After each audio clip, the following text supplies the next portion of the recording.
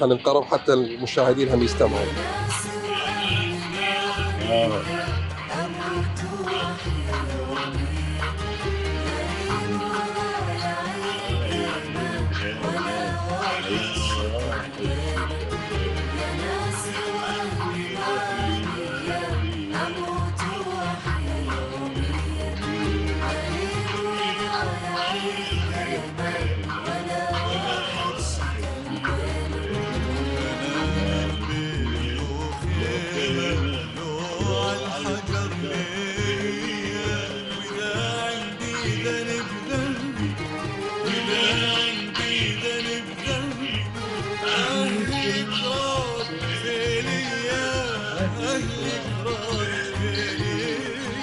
عندي ذنب ذنبي أهل كراد فيلية. جاب الدراجي ابن العمارة على الكراد الفيلية. هاي قصة مؤلمة جدا جدا نعم. جدا. طبعا بالمناسبة أنا عندي خواتي اثنين الزوجات نعم. يعني كراد فيلية. طيب. ابن أختي يعني الأخت واحدة من خواتي متزوجة حيدر فيلي، هذا المناضل الشيوعي. نعم. اللي صار وزير في حكومة إقليم كردستان واللي بنى مطار أربيل. نعم. هذا واحد زوج اختي، هذا فيلي كان مسؤولي بالحزب وصارت القسمه كما يقولون. نعم. اما الاخر فهو الاسبق وهو زوج اختي الكبيره، هذا سفروه. وهاي قصه مؤلمه جدا. نعم. سفروه من العماره، هم من مدينه العماره، مو من الكويت، من العماره. فمن سفروهم هو عنده طفل، هي اختي صغيره شابه، عنده طفل، هو طفلها البكر عمره ايام، يعني عمره شهرين 3 اشهر ما اعرف. قالوا لها انت ما تروحين لان انت عربيه عراقيه. فما بس هم يسافرون. سفروا زوجها واهله كلهم. نعم. والطفل بيديها، يعني على اعتبار راح يبقى ويا امه، فهم قبل ما تطلع السياره لزموا الطفل من ايده وذبوه بالسياره. نعم. وراح. طفل عمره ايام. نعم. وراح الى ان صار السقوط، اجى مشي من ايران لحيته بيضة. نعم. يسال على عندهم اغاني مال صباح الخياط، كاسيتات وهاي. نعم. فشايف واحد من كاسه ثاني كاتب الاغنيه، اجى على محل صباح الخياط للثوره. نعم. قال له انا خالي فالح حسن دراج، فانا خاف عنده اول مره انه بيت انا بامريكا وهذا ابن اختي ولحيته بيضة.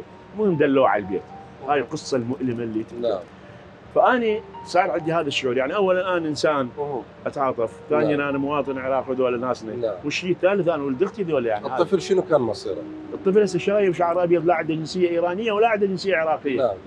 الحمد لله بقى عايش. اي عايش، لا هسه جاي هو بجاته 40 جاي طبعا. نعم. المهم فالان شلون اول ما عرضوا علي الراحل عضو اللجنه المركزيه لحزب الشيوعي العراقي كاظم حبيب، وهو من الكرد الفيليه. نعم. خابرني قال لي احنا نشكل وفد عرب وكراد ومسيحيين وتركمان ونروح نطالب بحقوق الكرد الفيليه 2008 تجي ويانا؟ قلت له طبعا. نعم. فهذا زوج اختي هو وزير عزمني. فهو قاعد وجعفر حسن قاعد. فقال لي انت ما دامك تتعاطف ويا الكرد الفيليه وابن اختك الفيلي، ليش ما نسوي اغنيه على الفيليه؟ فقلت له والله يستاهلون اسوي. فاحنا بعد لنا يومين ونسافر، يعني نغادر اربيل ونرجع كل واحد لبلده. فقلت له اوكي. فهو ايش قال لي جعفر؟ قال لي لا تيجي تسويها سوي على لساني. نعم. لان انا اهلي كراد فيليه. فقلت له تاج سويت الدخول انت سويته. من قلت له فسويت الاغنيه. طبعا عندي تسجيل كنت محتفظ به الجعفر حسن، وهو يعني مو بالتسجيل هذا اللي طلع، هذا بعدين سجله هو والفنان الجميل الرائع ستار السعدي ابو الايقاع. نعم. لا هو سجله بالبروفات، يلحن ويسجل، فدزا لي اياه. نعم. شويه انا ضفت له بعض الشغلات، مو اللحن لا طبعا، مو شغلت اللحن، بعض الكلمات غيرت له شويه لانه حتى تتلائم وياه، فصار العمل. كل ما تطلع هذه الاغنيه طبعا اتعرض الى هذا السؤال، انت شلون وهذا شلون؟ نعم. احنا اولا الكرد الفيليه ليس هناك شعب بالكره الارضيه تعرض وتأذى الى اذى كما تعرض الشعب الكرد الفيلي. نعم. حتى الشعب الفلسطيني رغم كل المآسي اللي مرت به، عندهم بيوت وعندهم جنسيه وعندهم بلد وعندهم مهما كان، حتى لو كان محتل، هذول شمروهم على الحدود. شمروهم على الحدود، لا جنسيه ولا فلوس ولا اكل ولا شرب ولا ملابس، ولا طلعوا بالبجايم وبالدشاديش واخذوهم من المنام. وبعدين الى هذا اليوم اللي نص الحكومه هم من الكرد الفيلي، لحد الان ما ماخذين حقوقهم، الا قبل ايام تصور كانوا يكتبوا لهم عراقي حاليا ايراني سابقا، هاي هسه. نعم. بعدين شالوها وزير الداخليه يمكن عبد الامير الشمالي شالها، ما اعرف انشالت هسه. فاذا شاله هو فالف شكر له. تصور يعني ما اما بيوتهم املاكهم راحت. نعم.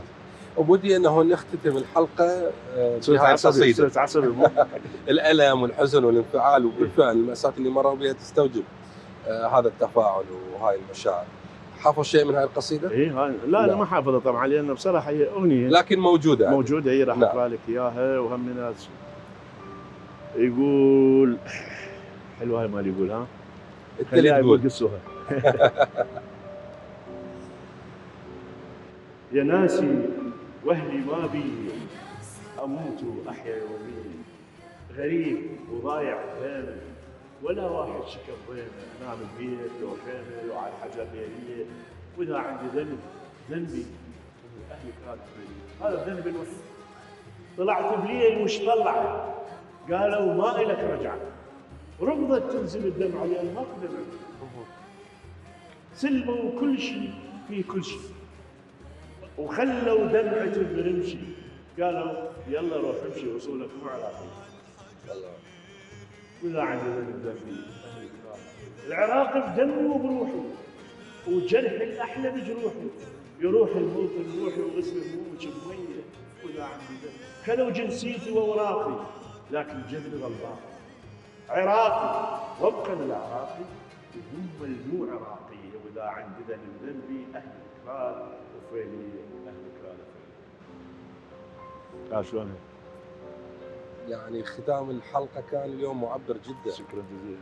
هو بدي احكي لك هذا اقل من ما تعرض له الكرد الفيلي، اقل يعني يمكن شويه هيك قدرت يعني اوصل الى. لذلك انا اتمنى يعني اللي عاشوا التجربه استاذ فالح، الجمهور الفيلي يعني طالبك بعمل اخر يحاكي معاناه الكرد الفيلي. انا جاهز نسوي عمل كبير اوبريت يعني مو شرط الكراد الفيلي، حتى لو يشاركون بعرب. يعني انت تعرف الكرد الفيلي ايش عندهم المثقفين وايش عندهم الاسماء. عزيز الحاج من عندهم، جليل حيدر من عندهم، هذا الشاعر الكبير. اقدر اخذ منك وعد انه راح تكتب عمل قادم للكرد الفيلي؟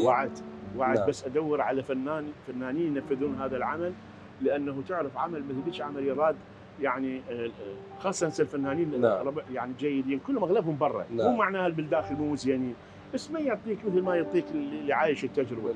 ويا ريت لو القى كرد الفيلي مطربين او ملحنين. انا اعرف كم واحد كرد الفيلي بس ما يقولون شيء. احنا راح نلزمك بهذا الوعد وننتظر منك انه يبصر لنا.